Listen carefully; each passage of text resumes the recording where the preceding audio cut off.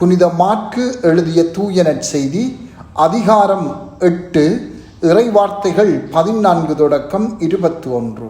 அக்காலத்தில் சீடர்கள் தங்களுக்கு தேவையான அப்பங்களை எடுத்துச் செல்ல மறந்துவிட்டார்கள்.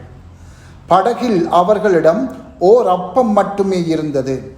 அப்பொழுது இயேசு பரிசேயர், ஏரோதியர் ஆகியோரது புளிப்பு மாவை குறித்து மிகவும் கவனமாயிருங்கள் என்று அவர்களுக்கு கட்டளையிட்டார். அவர்களோ தங்களிடம் அப்பம் இல்லையே என்று ஒருவரோடு ஒருவர் பேசிக்கொண்டிருந்தார்கள். இதை அறிந்த இயேசு அவர்களை நோக்கி, நீங்கள் உங்களிடம் அப்பம் இல்லை என ஏன் பேசிக்கொள்கிறீர்கள்? இன்னுமா உணராமலும் புரிந்து கொள்ளாமலும் இருக்கிறீர்கள்? உங்கள் உள்ளம் மழுங்கியா போயிற்று? கண்ணிருந்தும் நீங்கள் காண்பதில்லையா? காதிருந்தும் நீங்கள் கேட்பதில்லையா?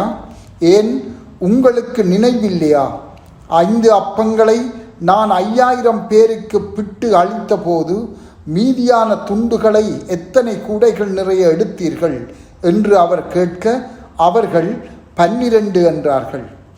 7 அப்பங்களை நான் 4000 பேருக்கு பிட்டு அளித்த போது மீதி துண்டுகளை எத்தனை கூடைகள் நிறைய எடுத்தீர்கள் என்று கேட்க, அவர்கள் 7 என்றார்கள்.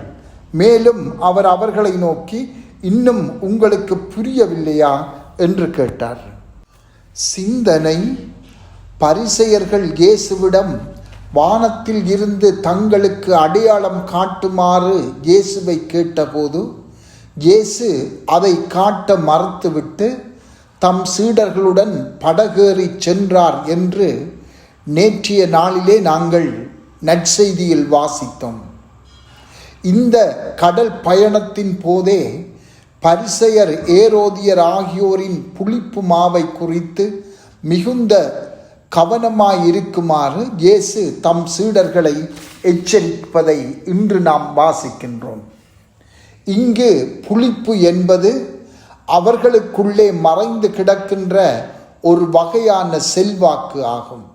இந்த செல்வாக்கே அவர்களை ஆட்சி செலுத்துகின்றது. இது ஓர் அழிவுகரமான செல்வாக்காகும்.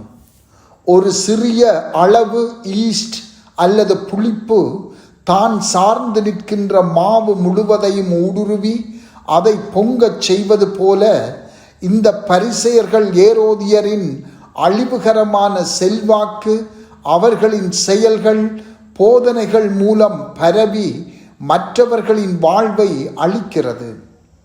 இந்த பயணத்தை ஆரம்பிப்பதற்கு முன் நடைபெற்ற பரிசேயர்களுடனான சந்திப்பை நினைவில் கொண்டு இந்த சந்தர்ப்பத்தை பயன்படுத்தி அவர்களுடைய அந்த அழிவுகரமான செல்வாக்கு தம் சீடர்களின் உள்ளத்தில் வேரூன்ற அனுமதிக்க கூடாது என்று இயேசு சீடர்களை எச்சரிக்கின்றார். பரிசேயர்களின் அந்த அழிவுகரமான மறைந்துள்ள இயல்பு சட்டங்களையும் மரபுகளையும் வெளிப்புறத்தில் அனுசரிக்கும் நிலையிலே தங்கியிருக்கின்றது.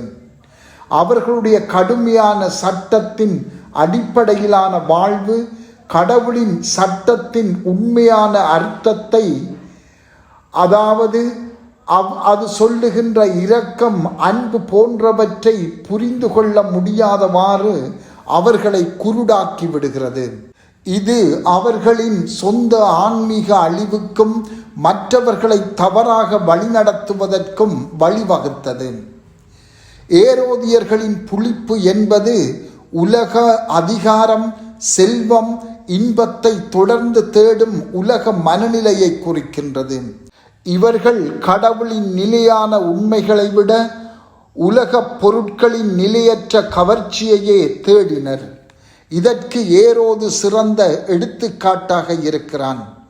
அவனுடைய பெருமையும் அவனுடைய உலக இன்பம் சார்ந்த நடத்தையும் தம் சகோதரனின் மனைவியை தன்னுடைய மனைவியாக கொண்டிருந்த தவறை எடுத்து காட்டிய திருமுழுக்கு யோவானை கொல்ல வழிவகுத்தது. படகில் தம்முடைய சீடர்களுக்கு இயேசு விடுத்த எச்சரிக்கை பரிசேயர்கள் ஏரோதின் பாவங்களை கண்டனம் செய்வது மட்டுமல்ல, அத்தகைய பாவங்கள் சீடர்கள் மேல் செல்வாக்கு செலுத்தாமல் இருக்கவும் ஓர் எச்சரிக்கையாக அமைந்தது. தம் சீடர்களை இயேசு எச்சரித்தது போலவே இன்று எம்மையும் அவர் எச்சரிக்கின்றார்.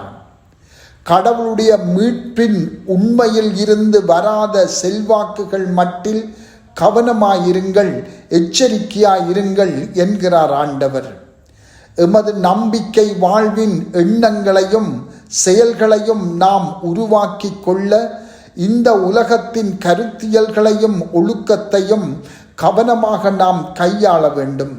விழிப்புடன் இருந்து கிறிஸ்துவில் வேரூன்றி நின்று இந்த உலகின் புளிப்பாகிய உலகியல் போக்கு, வெளிவேடம், பெருமை ஆகியவற்றை புறந்தள்ளிவிட்டு கடவுளின் தெய்வீக ஒளியால் நாம் வழிநடத்தப்பட அனுமதிக்க வேண்டும். செபம். ஆண்டவரே, எமது வாழ்வை உமது விருப்பத்திற்கு ஏற்ப நாம் வடிவமைத்து கொள்ள உமது ஒளியால் எங்களை வழிநடத்தியருளும். ஆமென்.